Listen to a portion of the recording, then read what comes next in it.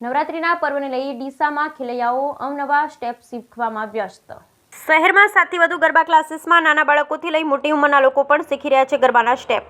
ગુજરાતીઓનો favourite તહેવાર એવા નવરાત્રિને આડે હવે ગણતરીના દિવસો બાકી રહ્યા છે। નવરાત્રિ પર્વ દરમિયાન ખેલૈયાઓ મન મૂકીને મોડી રાત સુધી ગરબે ઘૂમતા હોય છે, ત્યારે છેલ્લા ઘણા વર્ષોથી નાના બાળકોથી લઈ મોટી ઉંમરના લોકો પણ ગરબાના વિવિધ સ્ટેપ શીખી શેરી અને ખાનગી પાર્ટી પ્લોટમાં ધૂમ મચાવતા હોય છે। ત્યારે હાલમાં ડીસા શહેરમાં 7થી વધુ ગરબા ક્લાસીસ ચાલી રહ્યા છે, જેમાં મોટી સંખ્યામાં લોકો ગરબાના જુદા જુદા સ્ટેપ શીખી રહ્યા છે। ડીસા સહિત સમગ્ર બનાસકાંઠા જિલ્લામાં નવરાત્રિ પર્વને હવે ગણતરીના દિવસો બાકી રહ્યા છે, ત્યારે નવરાત્રિ પર્વને લઈ ખેલૈયાઓમાં ખરીદી પણ શરૂ થઈ ગઈ છે।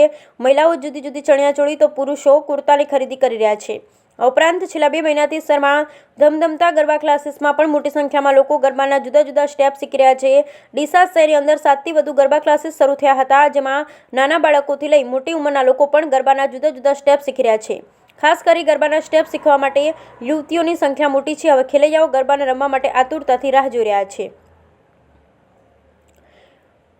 ગરબાના જુદા જુદા સ્ટેપ શીખતા ખેલૈયા સોનમબેન રાઠીએ જણાવ્યું હતું કે હું અને મારું આખું ગ્રુપ ગરબાના જુદા જુદા સ્ટેપ શીખી રહ્યા છીએ અને આ વખતની નવરાત્રિમાં અમે શેરી ગરબા તેમજ ખાનગી પાર્ટી પ્લોટમાં ધૂમ મચાવીશું।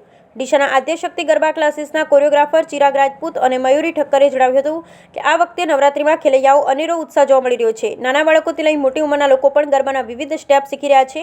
નવરાત્રિમાં શેરી ગરબા તેમજ ખાનગી પાર્ટી પ્લોટમાં યોજાતા ગરબાની અંદર અનેક ગરબાના ગ્રુપો જુદા જુદા સ્ટેપ કરી ધૂમ મચાવશે। બ્યુરો રિપોર્ટ ભરત ઠક્કર, ડીસા, બનાસકાંઠા।